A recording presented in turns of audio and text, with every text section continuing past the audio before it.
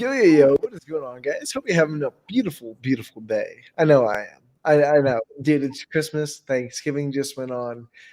We all secured our tickets for Spider Man and No Away Home. And before we get into these two movies, I gotta say real quick is everyone else surprised about how early these showings have started for Spider Man No Way Home? Like, Love it. a 3:30 showing, bro. I I, think it makes sense just because of the demand. yeah, but Like, it's if it just was crazy. a premiere no one gave a shit about, there'd be one 8 o'clock showing, and that's it. But think about it, 10 years ago, midnight premieres were the thing, and now those are like think of the past they feel like 20 years ago. But that was only about like 10 years ago. So it's crazy to see like now movie days are pretty much just being released a day before the actual it's kind of weird, not the point, but the real thing is we secured our tickets. And guys, we're coming at you with the review of Spider-Man No Way Home on the 17th of November, the next day. It was going to be spoiler filled, baby. Who knows? It might be 20 hours long. So get your beers, get your bongs, get your toaster strudels, whatever it is. Sit down, relax, have a good time. But without further ado, we're here this week, this Tuesday. We are talking about Spider-Man 2 and 3. And man, Loretto is already trying to start a fight with me behind the scenes. He's telling me how shit my opinions are, and he's just like throwing in my like I can't even tell you how angry it made me. But yes, guys, we are here talking about the two. I'm just gonna say infamous follow-ups to the first movie, but both infamous for two very different reasons. But I'll say this: we'll get into the better of the latter half right now with Spider-Man 2. I feel like this is going to be the most important film in regards to Spider-Man No Way Home. So I feel like I treated this film a little bit more different, a little bit more care to attention, because I feel like when we rewatch these, we tend to drift off a little bit. We don't really pay 100% attention, but this one I want to pay 100%. And you know what?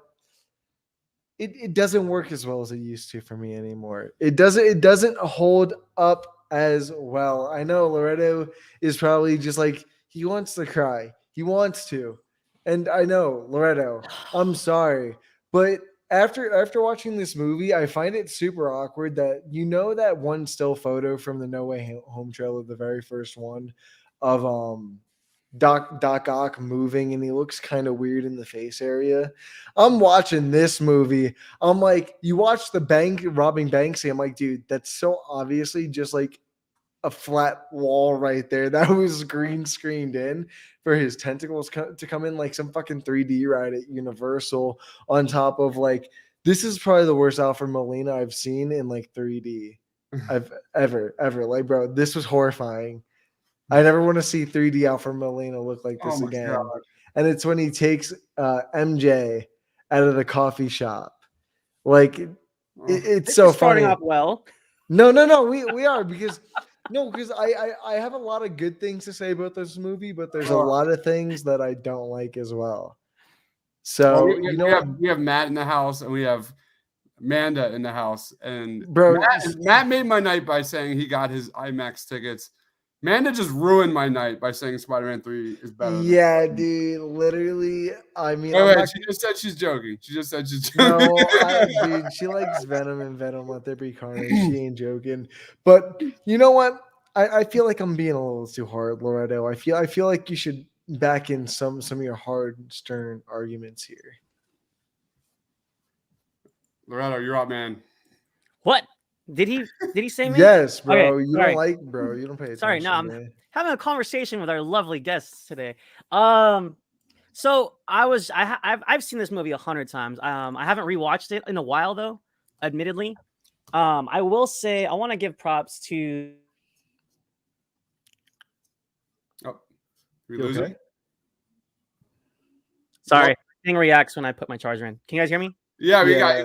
All right, cool. My thing is I just love because everybody knows about the set pieces, the big train fight, the big moment where MJ professes her love. There's all these great moments, but I think those moments don't matter without the build-up and the setup. And I think Sam Raimi did such a great job with the first 20 minutes that I got to enjoy right before I hopped on. It's just like Peter Dives touched on this the last time we talked about one, and it was just building up Peter as a human being. You know, seeing him, and I also love the when he first delivers that pizza. I loved how the with Elfman's score and the editing, they made it seem like such a big sweeping superhero moment. But like, He's on his moped, he almost gets hit by the cab door, and it's so exciting. But he's just delivering a pizza. He's just a normal guy, and it's awesome because we admire these heroes, we admire Superman, Batman, whoever, but it's like we got Peter Parker here delivering pizzas. On his way to the pizzas, he like saves some kids from a truck. It's just such a slice of superhero life that you don't often see, and I think it sets up the entire film well because the entire film is about balancing his life, right? Like, but hold on, well, I'm sorry, you're telling me that it's okay that his job only gave him 4 minutes to go 15 blocks in New York fucking City. Hold up, as a human, they're assuming, right? And it's only then he became Spider-Man to save those children. So if Peter had any fucking common sense about his own well-being and morality, he'd say, no, you know what? That's impossible. I'm not going to do it. Because even if I am Spider-Man, 4 minutes is not enough time. And you know what would have happened? He would have said, no, I quit because this is impossible. I'm not going to waste my energy. And those kids probably would have gotten hit, bro. Think about that. anyways, you're taking this way out of context. All that I'm saying is it was nice to see our superheroes live a human, normal life. Regardless of the 42 blocks he had to travel in 7 minutes, which is the number that it was. It sounds insane. Also, the surprise birthday. He forgot his freaking birthday. Harry and Mary Jane surprise him at his house. Dude. And also shouts out to Rosemary Harris. Like, this is amazing because literally she has like 4 lines in this sequence. It's like a 4-minute sequence, but she pours her soul into this. And I loved seeing that, her house is about to be foreclosed and she gives Peter $20. And it's one of my favorite scenes in the entire friggin' trilogy just because of the connection that Tobey Maguire and her have. She's like, here's some money. Don't you dare leave it here. And Peter was like, no, like your house is about to be foreclosed. And I just loved how she was like, take it. Like, I'm giving this to you because I can handle it. Money. Well, oh yeah, there you go. What'd you say, Dives? She says, I don't have much. Just take it. Just take right. And she said it with all of her heart. And this is what I'm talking about. Like, Raimi just understood the connections. Like, because to see Aunt May in danger later and just to see the build up to later. Did he understand the connections though? Because dude, fucking MJ is unfucking bearable in this movie. Literally, Sam Raimi made her one of the most unlikable characters in comic book film history, in my opinion.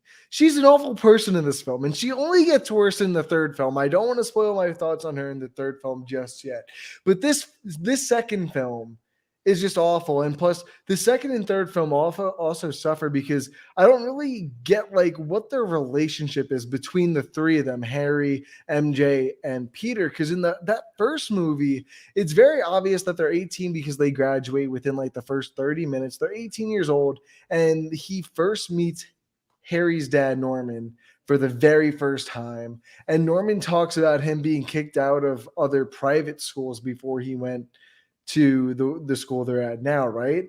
But then you get into the second and third film, and they're both talking about how your father would be proud of you, how they're so how they've known each other for so long, and how they've seen each other grow up.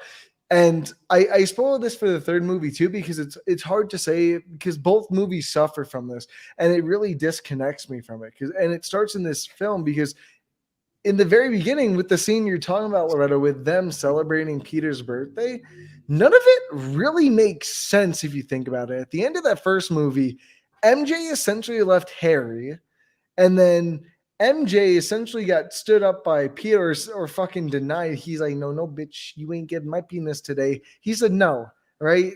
And so now all of them are just all friendly again. And like, it's weird. I don't sense that there's any distrust in anything other than, oh, Spider-Man killed my father. And you know what? I'll leave that argument for later in this conversation. So hold on, because I got to hear Dive's thoughts on as we ruminate here. But really quickly, my thing is, okay, look, they grew up together. The three of them, that makes sense to me. But did they in that first movie? They didn't grow up together. That's my point. But they say they grew up together in the second and third movie. I think it's pretty explained that he lived right next to her, the girl next door. No, those two, yeah, but I'm talking about Harry. Well, I mean, regardless, like I think especially for Peter, he doesn't have a lot of friends. He has them. And for me, like I had friends or whatever, But she wasn't even. But when I go back to my bestest high school friends, I will always look at them with regard whether or not we've. But they weren't high loved each school other, haven't friends. talked That's in my years. point. It's just one of those things where I don't know. To me, but MJ wasn't his high school friend. They weren't friends until after high school. They just had a few interactions in high school with him doing the cool fucking trick with the tray and shit. But that's about it. That's my point. So that whole it completely disregards the entire first movie setup about their relationships. Well, because here, let me say this because I have one thought, and I also want to hear what Dives thought because he's been quiet the whole time. Yeah, he's been going back and forth. I'm very confused at which points he.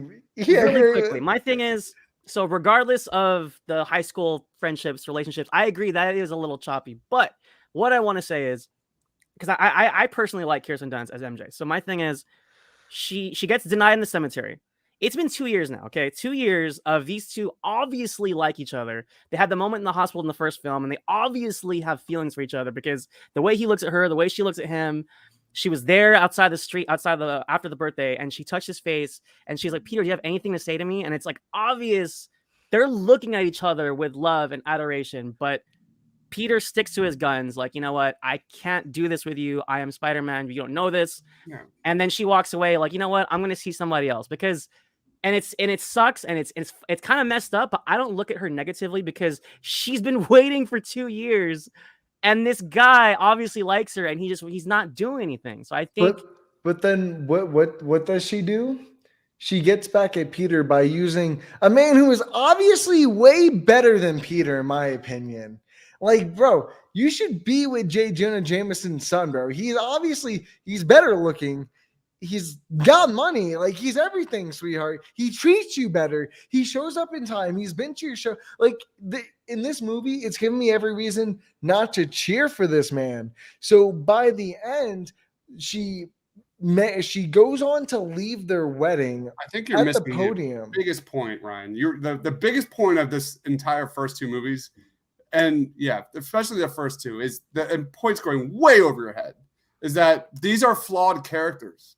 And you're not getting it, man. Like, MJ is flawed. Peter is flawed. Harry is flawed. I don't think you got that because I think MJ has her. I get it, but I don't. She's definitely one of the worst parts of this movie, like Matt said in this comment, and Amanda says, leave MJ alone. But, you have to kind of understand that too, is that every character here has their strengths and weaknesses. But that's the thing. It's okay to be flawed, but there's characters that can still be flawed that we can still care about. That's the problem. She's a flawed character that I don't care about. They give me no reason to care about her when she goes on to just completely try and get back at Peter. If anything, I'm feeling bad for Peter, and I'm feeling bad for the guy that she's just using because she straight up just says, Peter, kiss me. I disagree. I disagree. I think so annoyed. Peter is doing it to himself, and I think that's the beauty of Spider-Man 2. These are instantly relatable and flawed superheroes dealing with real life problems. You look at Peter; he's struggling with grades. He's completely broke. His job with the Daily Bugle is constantly in danger. He's riddled with guilt because Uncle Ben being murdered. His best friend secretly hates him, even though he doesn't know it yet. I love the fact that that all this emotional weight is pressing down onto Peter's shoulders in this one. That basically culminates into Peter losing his Spidey powers here. And basically, I think the entire film is about mourning and how we accept it. You see kind of Peter lose his powers, and then he finally earns them back when he accepts that guilt. So I think Spider-Man 2 is just why it's so good for me is that it's like that week in the life of what it means to be Peter Parker. Peter comes first in this movie while plot and everything else comes second. And you look at the first Spider-Man, it's a character first movie, epic summer blockbuster second. And when you kind of deep dive into this a little bit further, is that inner conflict of Peter is just so interesting for me, because Peter doesn't even want to be Spider-Man anymore in Spider-Man 2. But instead, he kind of has to. You know, being Spider-Man is the reason why his life is so shitty right now in Spider-Man 2. He wants to stop, but because of his responsibility, with great power comes great responsibility. You know, I love that amazing conflict that Peter is going through. And I think that's what makes the Spider-Man alter ego so fascinating, because he has this Spider-Man alter ego thrust upon him, and it literally just wrecks every single ounce of his entire personal life in Spider-Man 2. And I think that's what makes it, for me, one of the most memorable superhero movies, because the characters come first, just like I said in the last review, and then the action in the story comes second. It's really one of the first superhero movies to really deep dive into that human condition, which was basically unheard of at the time. And I think you're missing the point, Ryan. Like, even I agree, MJ is not, you know, she didn't get as much screen time and as much motive as she should have. But for me, you know, I look at Peter, I look at MJ. You know, Peter's doing this to himself, and that's why it's so fascinating. So that I don't blame MJ for her decisions. But then that's the thing. Like, I understand all the tones. I understand all the subtext. I get what they're trying to tell us. I understand how everything connects and intertwines with one another. My issue is the casting. They don't have these three people that work well off each other. I don't believe that Tobey Maguire and Kirsten Dunst would work out together, actually be dating. Funny enough, they didn't, and I can totally see why. They don't work together. They have no on-screen chemistry, and that goes the same way with him and fucking Dave or James Franco. They have no chemistry either. I think I'm gonna spoil this for the third movie, but I think their best scene is when he loses his fucking memory in the third movie, and Peter brings it back from the hospital, and they play like the dribble ball in the hallways. I think that's like what I wish their relationship was like, or how they fucking like something along that line. I wish, not this super bitter baby banter after being told a number of times that he didn't kill him, when, let's be real, he didn't even see him kill him. All he did was put his body down. So he's just making false assumptions. So why would you also make false assumptions over this guy who's just been very good? Like, I don't know. I just think he's a bit of a bitch in this movie, and it's really annoying because he's letting his feelings get the best of him. And I'm not trying to say that that's not like what we do, because we all do that sometimes. The anti-Spider-Man, right? Because Huh? Spider-Man does the exact opposite of that. Spider-Man refuses to let his emotions take over. He is Spider-Man. He makes the bigger decision here and hides and buries his emotions. James Franco does the opposite, right? No, yeah. And they're like, they want you to build off this connection of, oh, I've known you for 15 years. We have already discussed that, like, conceptually it already doesn't work in the timeline that they've already built. But then I already don't believe it anymore because their chemistry on screen just doesn't work. I don't believe that they're friends in real life. I don't believe that him and MJ are dating in real life. I don't believe the three of them would be friends. All three of them seem like very different people, and none of them connect in any way. I disagree.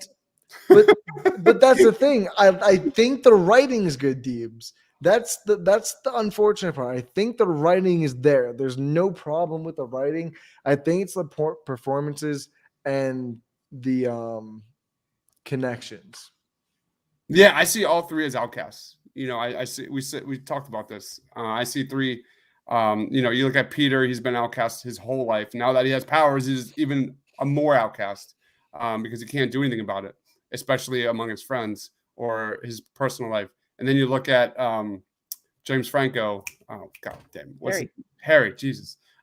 You look at him, like he's jumped school to school. Most people don't like the rich kid. There is, like, when it comes to, like, bouncing from school to school, like, you look at the research, like, that is a major contributor to a lot of shit mental health wise for a lot of different reasons when it comes to, being a kid.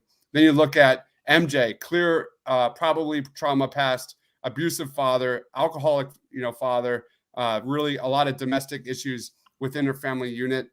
She has a lot of fake friends because she's like the pretty girl next door. but none of them are real. They're all probably fucking fake. So I see all three of those, and MJ is probably smart enough to realize that. So I see all three of those as outcasts, and MJ likes Peter because he looks at her in a different light than everyone else she's ever met. So that's how I look at it. I get it. I do. I get it all. I want you guys to know that. I truly want you guys to know that. I will say though, just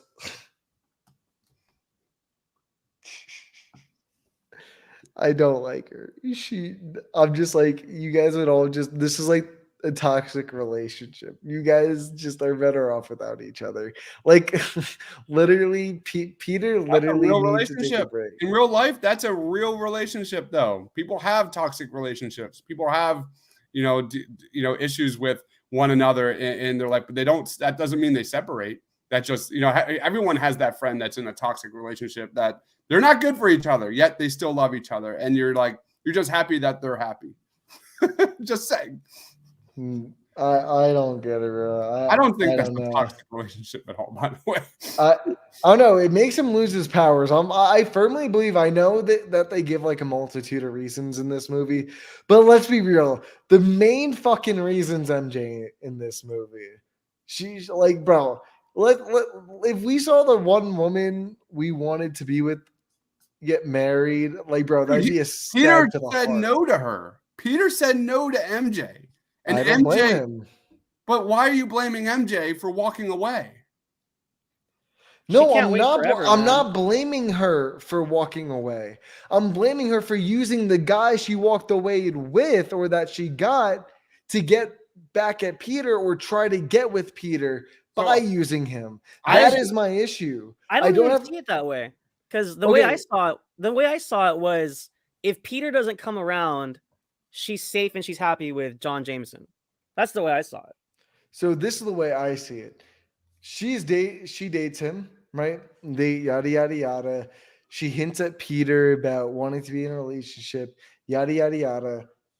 He proposes, they're engaged, yada yada yada. She asks Peter to kiss him, or kiss her, I mean. Or no, before that, sorry, I got the scenes mixed up. Before that, she does the tilt the head back to see if it's the same thing as kissing Spider-Man from the first movie, right? Goes being like, Peter, kiss me, and then Dr. Octopus, and I'm like, why do to just kiss you? Why couldn't you do this before?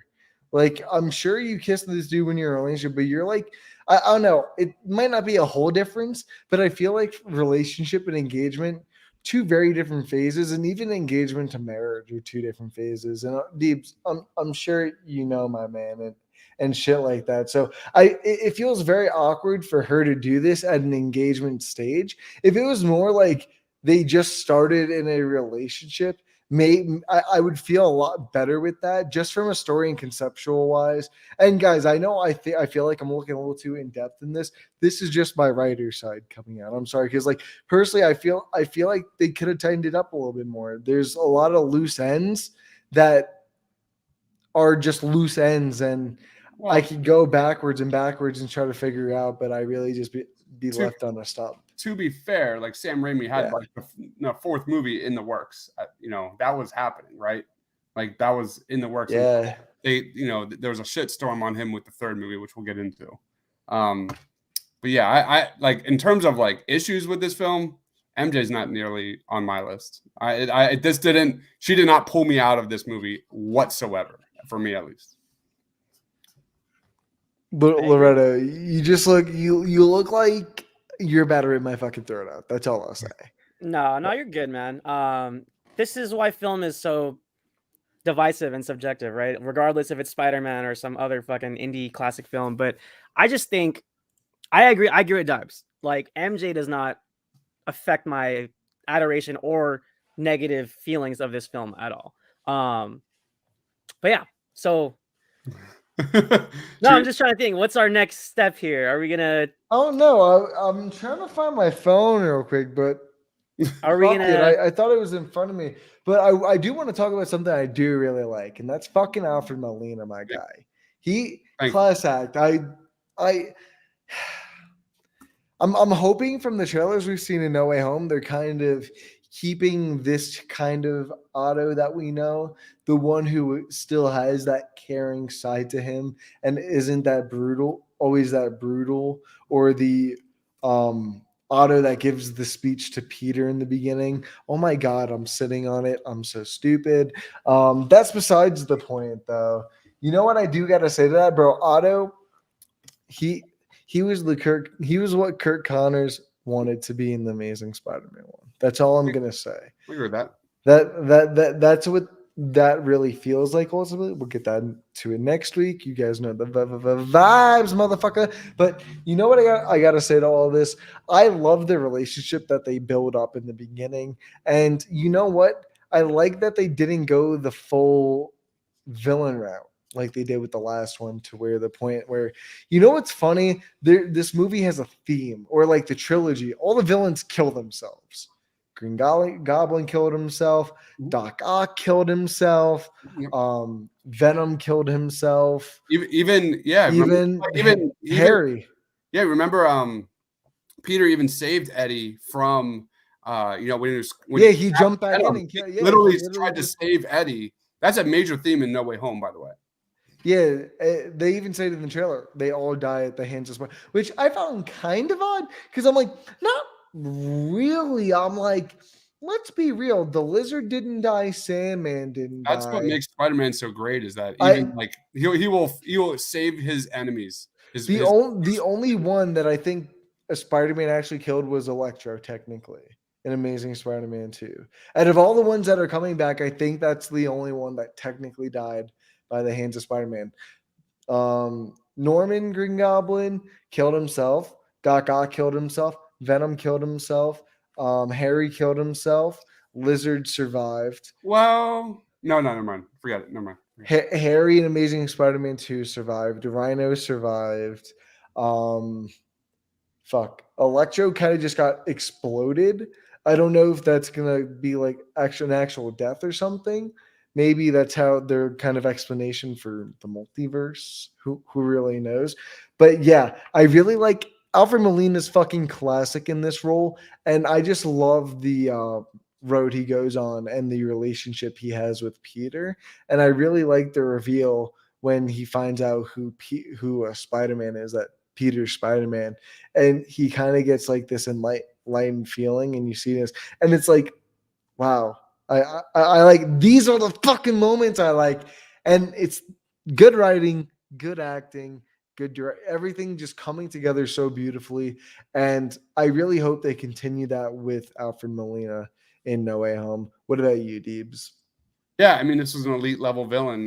This was Thanos before Thanos happened to the MCU. Like his this pathetically sympathetic villain where he loses his wife. That's not really his fault, but he's suddenly this crazy bad guy. His mind is all warped. He's also pretty scary, which, summary, like some of Sam Raimi's horror elements are in this, especially with Doc Ock, and they really shine. But I love how like Doc Ock, he's not afraid to like hurt people in his way, and he comes close to even killing Aunt May. He's just like this really complex, scary bad guy where it's just wildly entertaining. To go back to that horror element, that scene where he's inside the hospital and his tentacles are like literally just going all over the place, that allows Raimi's horror roots to really shine. That was that Evil Dead moment of this film, and that was truly one of my favorite parts of this movie. And I don't know if like any other, as much as I love Infinity War and Winter Soldier, like that moment for me is to this day one of my favorite scenes in any comic book movie. It is terrific. It's just Raimi and Doc Ock just shining. I love that scene. So Doc Ock was great because that sympathetic villain. It's everything I want. Not Mr. Frost. What's the Batman villain? Oh my God, I'm out of it tonight. The sympathetic villain, not Sub-Zero. I'm trying to Mr. Freeze. Mr. Freeze. Oh my God. Oh, I was so confused at who you're trying to talk some about. sort of version of like this. The movie was called Sub-Zero. Damn.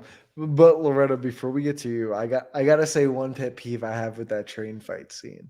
And you guys are really gonna What? want to like no, dude. You guys are gonna hate me when I say this. When I say it's a pet peeve, like I mean it's a literal pet peeve. Like the smallest thing in the fucking world you guys can imagine. Are you ready for this? No. The one thing that bothers me about the train fight sequence in this movie is there in a never in 100 billion years would there be an outside train track system in the middle of Manhattan. Dude, it's absolutely absurd. And they would never let a train go that far with no like I'm disappointed with the New York City subway system. That's not even like the greatest part of that about that scene. That's my point though. It's like the itty bittiest little fucking nitpick. That's just like my New York side. I'm sorry. It's a bother, but Loretto, you look annoyed, so I'll let you brine this up a little bit. Oh yeah, no, we're good. To be honest, Dibes said it really well. Alfred Molina is just great. Literally right before we hopped on, they were having dinner and the wife was serving them food and you know, it's just like you're saying too, Rye, seeing like Peter and Octavius nerd out. Like I don't know what the hell they're talking about, but just hearing them bounce all these scientific jargon off of each other and it's natural. I think what's interesting is I agree with you about maybe some of Toby's chemistry with the other actors, but his chemistry with Alfred Molina was great. Like there was a relationship there that felt real, almost like a mentor type of thing. And I think that's why the film works so well for me, because you see Octavius's descent into madness. And I want to highlight, you mentioned the hospital scene, Dives, but I also like the scene when he's breaking out of the hospital and it's like the way it's lit and he's wearing the hospital gown and he's like going through the streets. Like it just looks like this crazed, like wild man with like these things hanging on his back, you know, walking through the streets. And the way it's shot is so beautiful. Also when he finds his lair and he decides like what he's gonna do, and then his like tentacles lift him up and he's like levitating almost. I love that shot as well.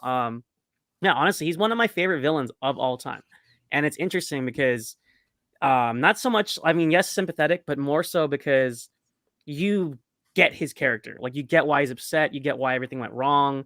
Like you understand his motivations, and I think that's what makes villains so powerful. So I will say, as much as I love this sequence, because I knew we were going to get there, eventually. The train fight starting from the bell tower is one of the most exhilarating, like straight off the page kind of comic scenes I've ever seen in my life. And this happened back in 2004, and we're still talking about it to this day. But I will say there is some rough spots, and that's just the technology at the time was as far as it could go. Like particularly when he breaks the clock hand and throws it at Spider-Man. He looked a little wonky. It looked like a digital figurine. So, but that aside, though, just the heart of that fight, the brutality, the choreography, you know, Spider-Man using the webs to save people while the train is moving, them being on the train, out the train, on the side of the train, and just leading up to when the people lift him up, when Spider-Man has had it, he's beaten, he's defeated, and seeing the people in New York lift him up. It's for me, it's more thematic versus, is there really a subway track outside of New York? I don't know. I don't live in New York, so I get if you're peeved, but it doesn't bother me. I'm just admiring the community lifting their hero and the kid giving him the mask back, and that's like, it. That gives me hope, and that like that brings me joy. Like Oh no, I wouldn't trust any of those motherfuckers. But it's all about the people, baby, and that's I still wouldn't trust them. New York pride all you want. I wouldn't trust them motherfuckers. That's all I know. that was the best moment, Loretto. You literally stole it. I had it right in my notes here. Sorry, I had to take it there, man. I'm just like, we're practically dumping on it right now. You absolutely crushed it. That scene where, you know, Spider-Man's literally exhausted fighting this, you know, villain, and he saves the train in one of the best comic book scenes ever. And he loses his mask, and the people carry him, and they're like, he's just a kid. And they're like, we'll protect your identity. Like that was just a heroic moment, not for Peter, not just for Peter, but for like people. And it was just so full of hope and optimism and joy It was awesome. I loved that moment. Also, we got to remember the context too, because this was totally 9/11. post 9/11. So Totally. just Well, they changed a lot of that first movie because of 9/11. Do you remember the Yeah. trailer? A lot of the Remember the- marketing, the trailer, even the posters with the twin towers and stuff. yeah, like with the that. web in the middle. Yeah, with the web middle holding the helicopter, and they even changed the whole third act of that first film, like the whole them bantering, like cheering. New York throwing the things at Goblin. That was all edited in post 9/11 for like more New York pride and stuff like that. And you get more than this movie. I think it had just good reception from that first movie. But the thing I gotta say about just the Raimi movies is I feel like the first two don't have very strong third acts. I'll leave that about the third one for now, but I feel like these first two movies don't have very strong acts. Like we spoke about this last week with that first movie. I only really enjoyed it up until the entire fact of them doing that actual one-on-one fighting, brutal fight in this broken down building. Like that's the only part of that third act that I really did enjoy. And then this one, it's kind of a pretty minimalistic fight, and then you got this really cool big power conversion generator that heats up as hot as the sun right in front of you, and you're like, wow, this is really cool. I wonder what they're gonna do. Like it makes sense, but it's just not cool. It's kind of just lackluster and just leaves you like kind of wanting more from a third act. But I guess you kind of get that after coming off of the train fight, which, you know what? They should have just made the train fight the third act and then lead into that. Go ahead. Can I speak on that? No. And you can take this as you will, because again, I this is will. all subjectivity. We're all subject to our own opinions. So I don't blame you for not being excited, right? But for me, this is actually why, fun fact, I prefer Kill Bill Volume 2 over Kill Bill Volume 1. Sure. It has an anticlimactic ending, a 2-second fight, but it's not about the fight.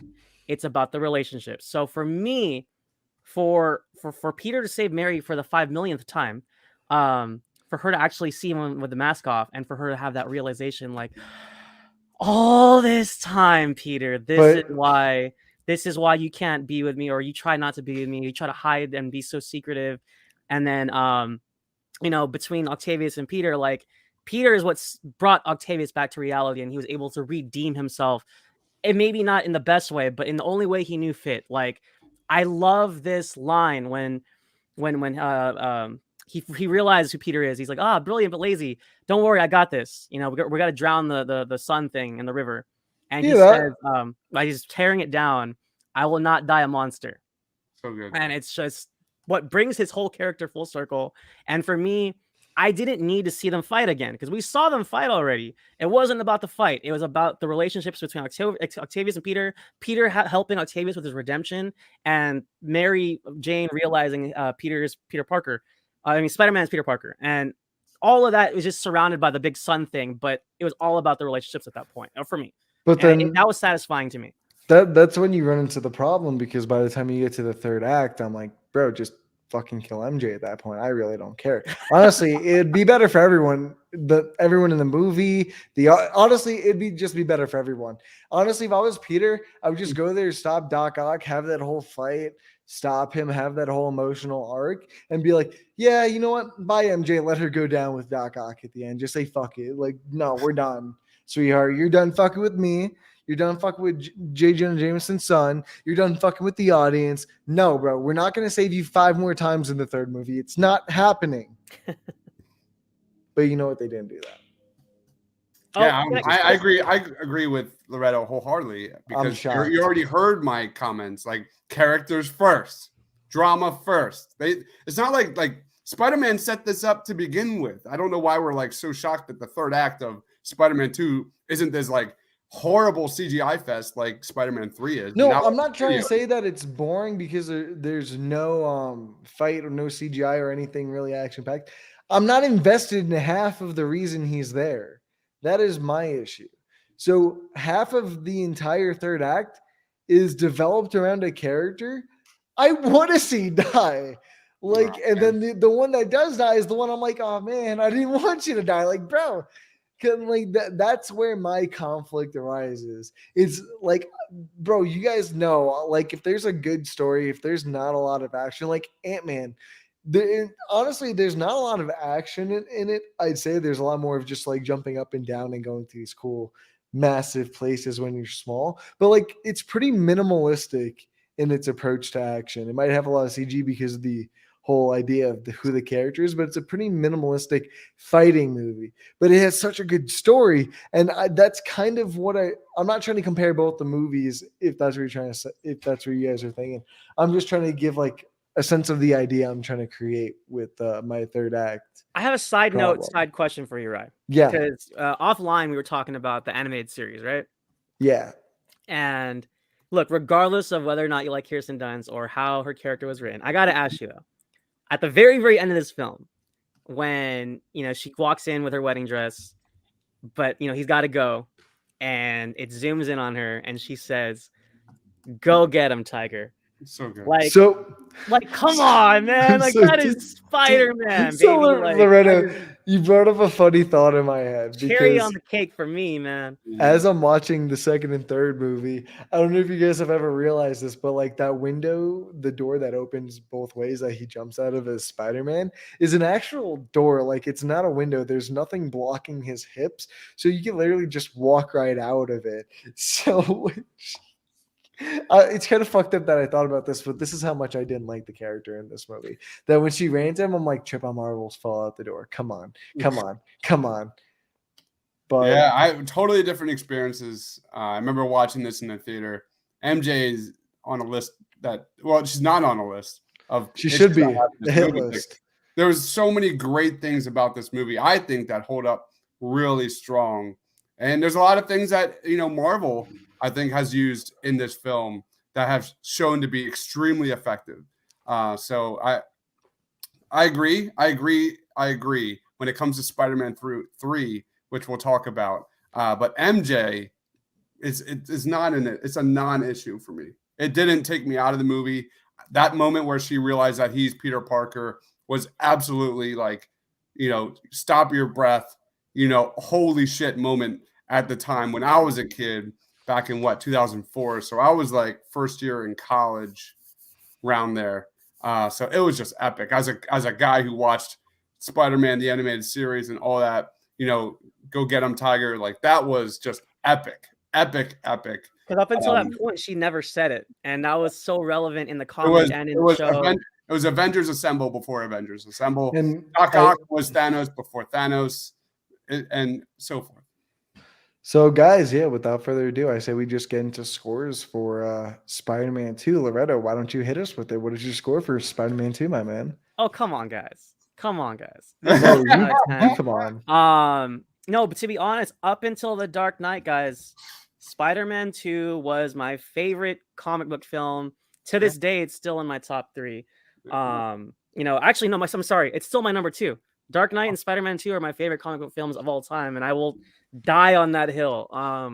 Nothing like it. There's nothing like that experience for me for the first time. Whether it was the train fight or the Danny Elfman score for the final swing or just seeing Peter Parker be Peter Parker. It resonated with me. Raimi understood the assignment. He understood the character, and he literally brought the Spider-Man comics to life for me. The Spider-Man No More shot with the suit in the trash can. It was just chef's kiss for me. I don't know. I don't have much issue with the film. It's one of my favorites of all time. Oh no, all I know for your 40th birthday is I'm getting you a day 1 edition of the very first comic book so you can have sex with it. Wait, what was your score again though? 9.6? Oh hell no, man. Full 10. That's a 10 out of 10 for me. Wow. Okay. What about you, Diebler? Let's go at 9.5. I'm not gonna give it a 10. I give very rare amount of movies a 10, but this is a solid 9.5. Top 3 Spider-Man for me. If it wasn't for Spider-Man Into the Spider-Verse, this is the best Spider-Man movie, period, for me at least. And like I said, circle back, characters first. What makes Spider-Man such an interesting character and superhero is the personal stuff. It's the personal journey. It's the dynamics. So I love that Sam Raimi understood that. The buildup between Spider-Man to Spider-Man 2 was absolutely nailed out of the park, especially with him and MJ. I loved it, Ryan. I'm sorry. I really did. And Doc Ock having those horror elements implemented with Dr. Octopus, Octavia Octopus, like that was just so good. And for me, 9.5. We'll see where No Way Home impacts this score because I will take this over Far From Home. I will take this over Homecoming, and that's not even a question in my mind. Not even like they're like, and when I say like, they're tiers. It's tiers better than those movies. Tiers. I'll take this over them all. Yeah. Bring it on. You guys are definitely not going to be happy with me. That's all I'll say. Oh, I know your ranking. It's fine. I know which one is your favorite. So we'll get there. We'll get No, there. no, definitely. But I gotta say, I'm gonna give Spider-Man 2 a 7.5. Yeah, I'm gonna go a little bit low on it. Definitely a little controversial, but you know what? I think we should harmonize a little bit, boys.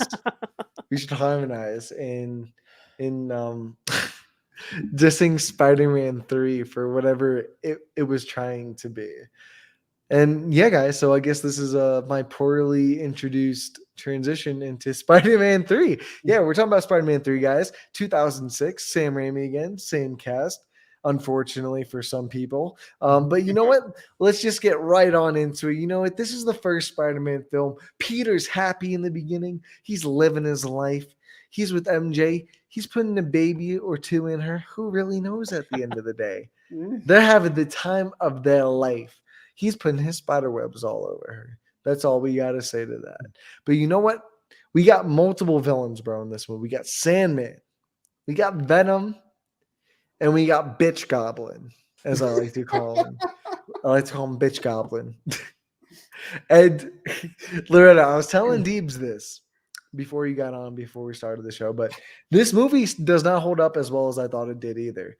I think the Sandman stuff holds up very well. Like, I still really like that scene when he first transformed into the Sandman and he's trying to pick up the picture of his daughter. And I don't know about you guys, but I rewatched the editor's cut this time, and there's an extended scene in this movie or that version with his daughter by a beach in New York. I think it's like Whitestone or something. And since he's made of sand, he just has this one little sand pile because he deformed there and made a sand castle for his daughter.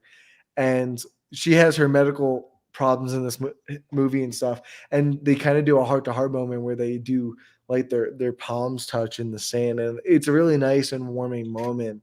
And it's that's the most unfortunate problem with this movie is the thing that I really liked about this movie was Sandman and his whole arc, besides from him being the actual killer for Uncle Ben. We'll talk about that in a little bit. I think his arc really worked, but it got really put on the back burner because Sony wanted Venom in this movie. Mm-hmm. And it's unfortunate because, dude, it's such a good performance. It's such a good, I don't even want to say villain because he's kind of in the same boat as Doc Ock.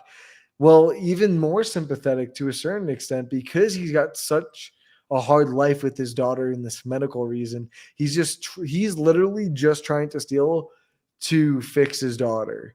And I know the both of you would probably do anything for your daughter. Mm-hmm. So watching that is why I just like, yeah. And like, I don't remember, but they don't specifically say. Do they say what it specifically is? No, she's sick, right, Loretto? She's just sick, I think.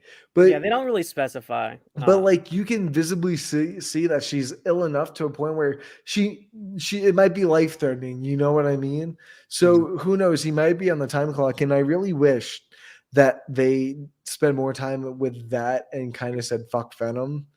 Because we'll get into Venom as well, but we'll stick to Sandman right now. What do you guys think about Sandman? And I want to say one more thing is, man, I'm glad they bring him back, but I'm also kind of concerned because I think they put a nice bow tie on his ending in this movie of him kind of just fading off into the sunset as he drifts as grains of sand. I'm just like, wow, that really hits. That's the one thing that I will say, like I said before, is I don't think the first two movies had the best third acts, but I think this one does have the best third act. It has the emotional punches that you need. It has the kind of the culmination of all the. I think it has a good culmination of all the storylines coming together, regardless of how many they are, and regardless of how I feel about each individual one. I think the way that it got there felt very natural, and it felt like, yeah, this is a way into a third act, and I really like the setting. And it seems like they're going back to those kind of roots with No Way Home, with that second trailer we've seen on a bunch of skyscrapers and stuff. But sorry for bullshitting after telling one of you to speak, but go ahead, Deebs. What are your thoughts on Sandman in this movie? Yeah, and shout out to Christopher Young, who did the score to that, the birth of Sandman scene. He did the score of that, and that was not Danny Elfman. And I thought that was by far probably one of the most effective scenes in this movie. And you could easily tell that Sam Raimi loves Sandman way more than Venom in this movie. It was like blatantly obvious, to the point where, Peter transforms into, he's got the symbiote and he's dancing and dressing in black and messing up his hair. And like, I thought it almost feels like just a slap in the face to the studio for making him to, force this character upon him. But Sandman was really interesting for me. It was a good character. I liked even the action scenes here. It's pretty clear that like this movie could have been so much better had they maybe set up Eddie Brock in the first and second movies and used kind of like Sandman as like the muscle, as like the guy that like the number two for Harry becoming the new Goblin, and make the third movie all about the new Goblin, with the Sandman being his like right-hand man. And then you tie it all the way, but you circle back with Uncle Ben. That would have been such a more effective movie than you throw Venom into Spider-Man 4. That is what they should have done here in this film. But like you guys said, there's just way too many issues with this movie. The character arcs were not good here. You had Harry's butler waiting until the end of the movie. Dude, don't start me with that. What are we doing, guys? You literally had like 5 fucking years to tell him. You literally could have prevented so much shit. Like the amount of embarrassment I have felt for a lot of these characters could have been preserved for other people and myself, even possibly, if this butler wasn't so fucking awfully incompetent. Yeah, it was bad. It was really, really bad. I personally did not like the idea of retconning Sandman as the guy that killed Uncle Ben. Obviously, there's way too many villains. I didn't like that we had another love triangle with MJ. There were so many scenes where they're like doing the twists and stuff. There's just a lot of waste. There's a lot of shit and a lot of waste that could easily been taken out of this movie. And the central story for me did not progress at all. Like, it was taking a lot of the characters' relationships and then putting them back through those same spin cycles, which was just like a rehash of the second movie, which I understand because the second movie was so amazing. But however, it didn't push these characters forward at all. And even Peter took a step back in this movie for me. So this is not, like my man Christian here said Spider-Man 3 is better than people think. I don't think it's a terrible movie, but I don't think it's like BVS or like, Suicide Squad level bad, but it's definitely mediocre as it gets for me. There's one line in this movie that really bothers me. And it's after Spider-Man encounters Sandman for the first time after the Spider-Man Day festival. And he's like on the rooftop, he's taking all the sand out of his suit and shit. And he says, where the hell do all these guys come from? And I sat there. I literally paused the fucking. Okay, there's two times in this movie I literally had to pause to say, what the fuck? And this is one of the moments. I'm like, bro, what do you mean? Where do these guys come from? You literally fucking, one was your best friend's father. The second one, you were literally there when he was created. And this is literally fucking the third villain you've run into with special powers other than Harry, who's got the same reason as his dad.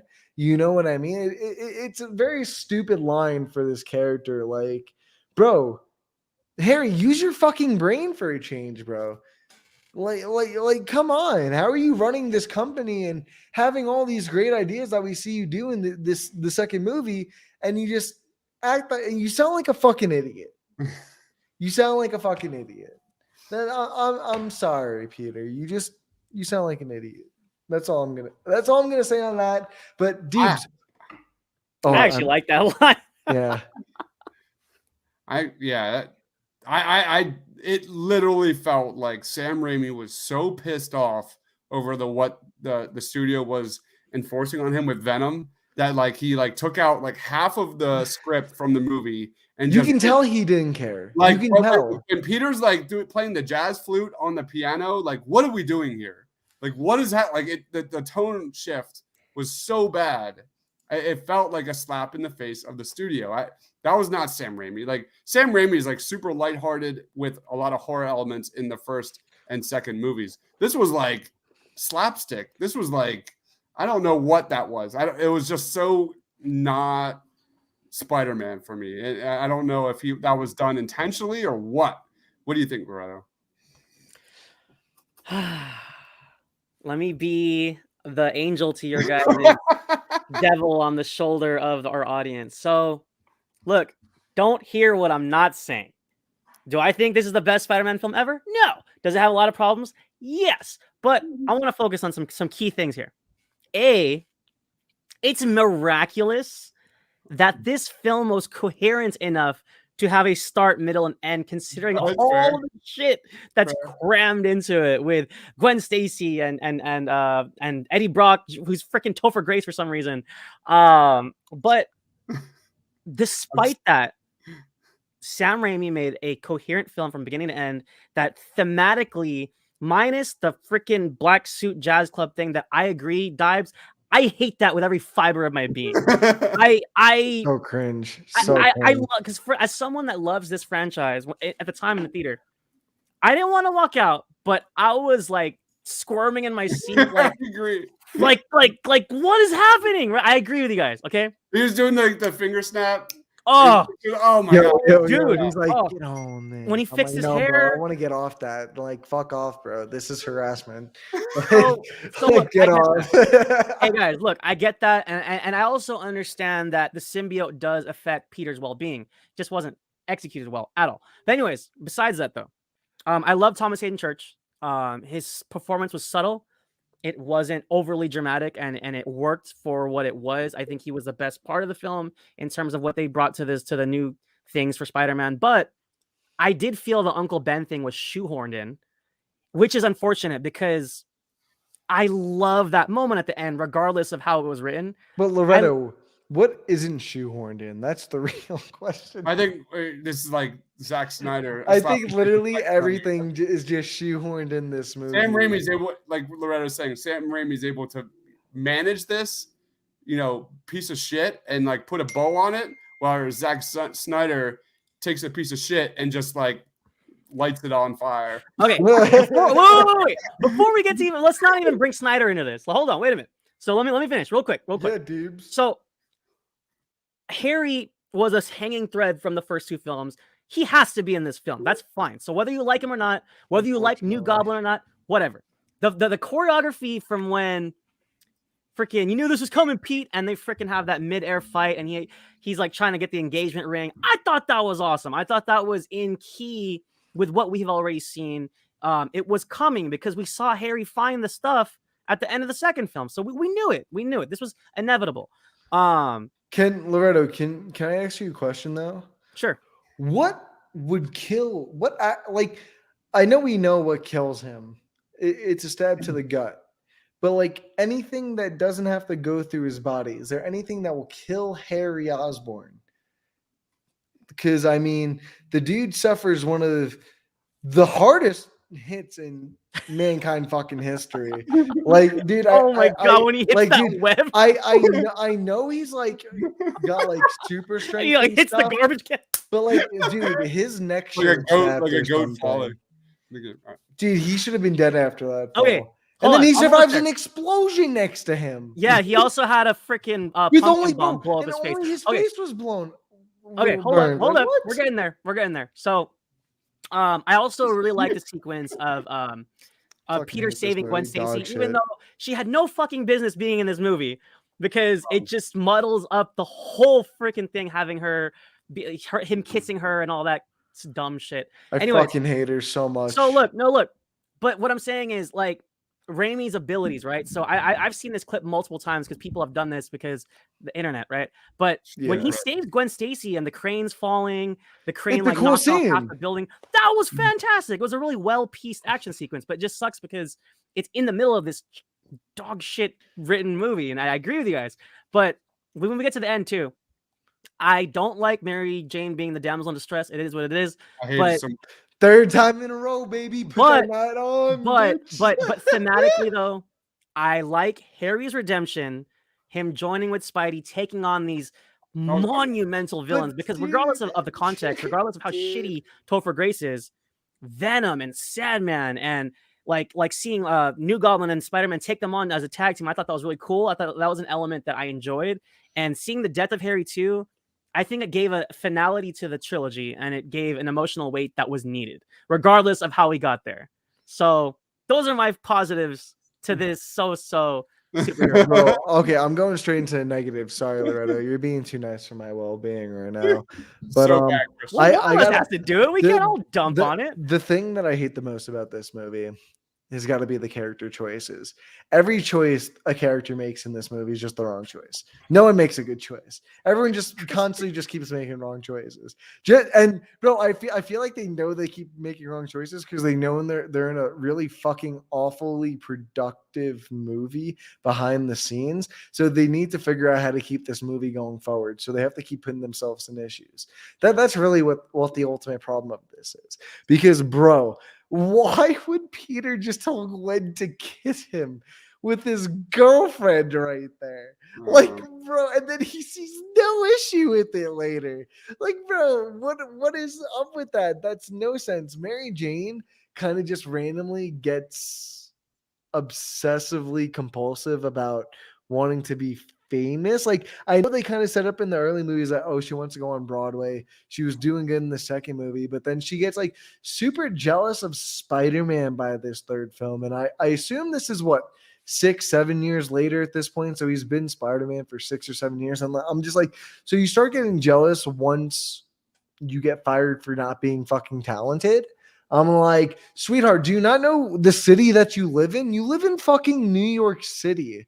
Like, bro, you gotta like live with it. And I think the biggest thing I think what they were trying to like sell here in that scene, Ryan, is that Peter, for the first time, had all this love from the city. This was his first time just being everyone loving him. You know, he's got all this love from MJ, which is great. But now he's got the entire city loving him, and all the kids are loving him. He did it not just to like make, and he was blinded by that because he did that not to make MJ jealous, but he did it for good photos, and he did it for people to keep loving him. But I agree, it didn't feel right, especially for a grounded Spider-Man that we saw in the first two movies. But I think that was the purpose of that, to make it show that like Peter's just completely obsessed with his self-image. She's unbearable. I can't stand her. I didn't mind the moment because of the drama, but in reality, and as a human being that loves his wife, he probably could have kissed her on the cheek. You know, he could have got away with that, and that would have been like, oh, yay, pictures. You know, like, but no, he did it. You know, like so. And there's this one argument. Same in way, the it movie. was the same like go pull the mask down, and oh, I feel so bad for him. That was their kids. You did our kids. There's an argument in this movie that really bothers me as well, and I'm trying to remember like what exactly the entire argument was about. But I remember MJ was saying, Peter, I want you to stop talking and just relate to me. And I remember thinking throughout the whole conversation, I'm like, bro, his whole reply is him relating to you. Like, why are you telling him to shut the fuck up and relate to you when he's relating to you and trying to help you figure out your situation?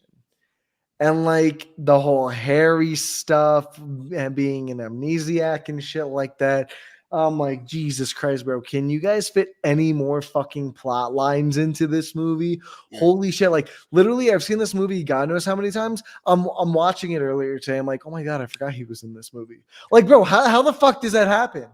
How? How do I just randomly forget when I've seen this movie God knows how many times already? Like, holy shit. Yeah. That's just me though, but I gotta say though, I do like the third act, like from the fighting to the visual effects. It looks really good. It feels really good. It feels like Spider-Man, and I finally feel like I will say Tobey Maguire does feel like he did give it his best in this movie. Well, you can tell that Sam Raimi really just gave up, which I'm not trying to say is like an insult, but more so as an observation. And just quick, we also got that one scene of James Franco when she asked him like, "How do you like the pie?" and he goes, "So good, So good, dude. So good. Know, so good. What? It's the best." But Christian said she complains about him being Spider-Man. That's exactly what it was.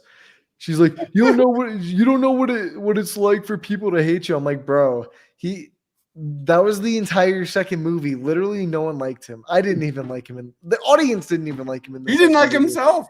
Yeah, but dude, literally, no one liked him in the second movie. That was the entire second movie, bro.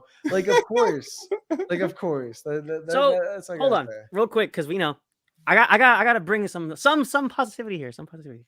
We're dumping on this film, but I just want to say, can we shout out the supporting cast of the entire trilogy? Like the landlord and his daughter.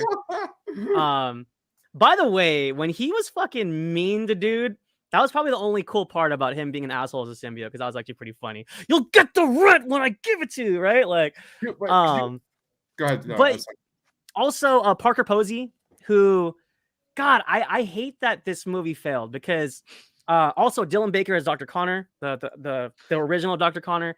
We had so much groundwork to see the Black Cat, to see the Lizard, but this movie fucked that up, and that's so frustrating. But yeah, shout out to the supporting cast, man. Great. Could you imagine if they set up like Eddie Brock in the Daily Bugle or something like that, and then had Betty Brant maybe be the relationship in like the third movie? Like it was all there. It was. Oh no, but you did not need Gwen in this movie. Yeah, wow, shocker. Deebs, another plot line that was not needed. Who would have guessed? But like Elizabeth Banks is terrific. Like she would have been awesome in the third movie. Like, why hey, Leo knows what's up. We've been on this team forever. Spider-Man 2 overall, baby. Let's go. No supremacy.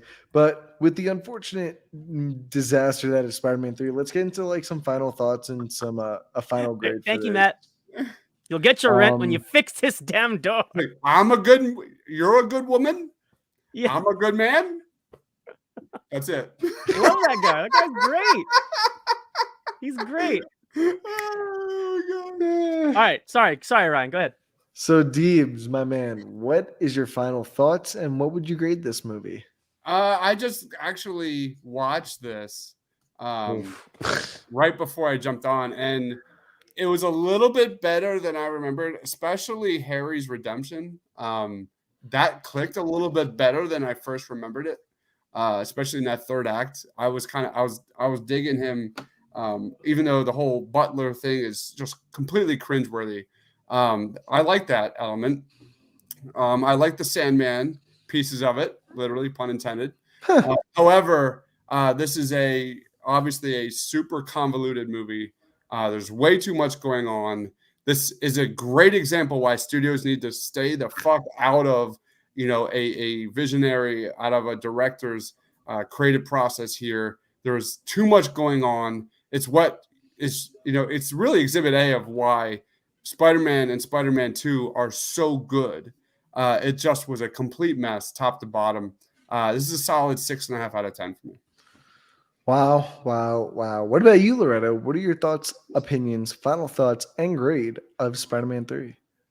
So I was chatting with Christian in the chat, and I just want to bring up the fact that Sam Raimi did not want Venom in this film. The studio, Sony Pictures, whatever, they were trying to make this epic and monumental. They insisted on Venom in the film. We need Venom. and Dives, I think, hit the nail on the head. It shows that Raimi didn't care for the character. Not at He all. killed him off. He picked a complete opposite casting of who Eddie Brock even is. He picked almost the same kind of like dorky photographer as Peter Parker, just a little bit more egotistical, I guess. But it didn't work, and it sucks because Venom is such a great character, and to this day, Venom has not seen cinematic redemption. I'll just say that. Sip the tea there. Go I ahead. definitely agree. And for those who have lived and breathed the animated series, the Venom sequences where he comes from the moon and stuff is so good. It is so freaking good. The fact that we went from there to here with this origin was god awful. It was that I just want to like shout. That's a final thought of mine that I vividly remember being so upset, just like how they threw Doomsday into BVS, like out of nowhere. Like there were things that shouldn't happen, and this was on the top of the list for me. Yep, you're preaching to the choir, my friend. So let me just say this. I think when you take Venom out of this film, I think you have the bones of a pretty decent film. Is it going to be as good as Spider-Man 2? Probably not. But if it was just New Goblin and Sandman, and we focused on maybe not Sandman killing Uncle Ben, but just focused on some other relationships he might have had with Peter, some other connections, and just followed Mary Jane and Peter's rocky marriage, and maybe we start to introduce a little bit of like more Dr. Connor and what's her name? Oh God, Black Cat's name? What? Felicia Hardy. So I think we have some bones there for a strong ending to the trilogy, but unfortunately we crammed in Venom. We have the stupid dance number and the stupid emo hair, and it drags this film down a lot. So Vulture was getting ready for the fourth movie. Like they were getting ready for Vulture, man. Yeah, man. Though there's a lot of things here that could have went well, but as it is, I don't hate this film. I don't love it either. What's funny is I'm being nice, but I'll do a score worse than yours, Dives. I'll do like a 6.2. Okay. That's how much I don't like the bad Peter here. With his like, fucking. My thing is like when you can't. When you live and breathe through like Suicide Squad and Batman versus Superman and Justice League, like this is definitely a tier above those movies for me. But can I say though, Venom brings us down a full 2 points. Because but listen, like if it wasn't for Venom, this would be an 8-point film for me. But because Venom's in this film, it's just gone. It's just dropped. Yeah. Well, Loretto, I gotta tell you something, my man. Mary Jane might as well have just killed this movie for me on top of Venom. Venom was just the ice cream, was the frosting on top of the cake that was Mary Jane. But all I'll say is this movie had a lot. And when I say a lot, I mean a lot of different ideas. And I honestly, the ideas themselves, I did enjoy. Just the execution was god awful and just all over the place. You can see the parts where they just didn't care, and it was obvious that they needed to have it in because someone above them told them they needed to, and they kind of just threw it in just to allow them to give them that stamp of approval and send it off. And it's really sad when you see that happen, and especially with a character that I loved so much. And God, just some awful characters, as well as some character arcs and some awful acting. But other than that, I got You're under 5? What? You're under a 5? That's like Gabe level territory right there. I'm going to give Spider-Man 3 a 3. Damn. Yeah. I do not like this movie one bit. It's hard to get through. I like the action, but that doesn't keep you coming back for a movie all the time. I don't watch a movie or a superhero film just because I think the action's fucking great, but because I like much more of it as well. And just because the action's good here and not much of anything else, it's very hard to recommend this movie. Yeah. But without that said, boys, wow. Spider-Man 2 and 3 down the hatch. We have finished the Raimi trilogy here. That is a shocker. I mean, it really is. And we're all still friends, right? Yeah, we got through the diversive ones. We're fine now. It doesn't get harder than today. But yeah, guys, next Tuesday, same time, 7 p.m. Eastern Standard. We will be doing the Web duology with Amazing Spider-Man 1 and the Amazing Spider-Man 2. And then the following week after, on the same date and time, the week of No Way Home, we are doing the MCU films Homecoming and Far From Home, leading into our review for No Way Home on December 17th. But in the meantime, guys, be sure to look out. Deebs, is the Christmas show this Friday, right? Nope. Or next Friday? Yeah, we're 2 weeks away. 2 Yeah. weeks away. Okay. Yeah. So 2 Fridays from now, we've Saturday. got the Christmas. Oh wait, I thought it was Friday. Did you move it? Wait, No, the what are we trivia I doing? think is Friday, right? Yeah, the trivia thing's Trivia Friday. is Friday. Sorry. That's what I'm talking about. Yeah. Yeah, no, I was getting to the draft. Trivia's Friday, guys. Christmas trivia. Deebs is hosting. It's Don't action- worry, action we this- got this. And then Saturday, the very next day, me, Deebs, Loretta, we are all participating with a bunch of friends in the Christmas draft. Hope you guys can join us. And guys, don't forget, we do things on a dime sometimes. And also stay tuned tomorrow for our Hawkeye episode 3 review. Yeah, guys, check out our Twitter for dates and times for a bunch of this stuff. And yeah, obviously, check out our Twitter. Don't forget to leave a like, comment, and subscribe, guys. We are so close to 100 subscribers. Hopefully, we can get it by year's end. Let's try and push along. 2022 is just around the corner, guys. And yeah, is there anything else you guys want to plug real quick? Wheel of Time on Fridays. Yes. Yes. I know I was forgetting guys, something. time to join the bandwagon. man. And are we No, doing a Hawkeye review, guys? I want. I said that, yeah. Oh, okay, cool. Yeah. I missed the last one. Sorry. But guys, we'll see you on the next one. Peace.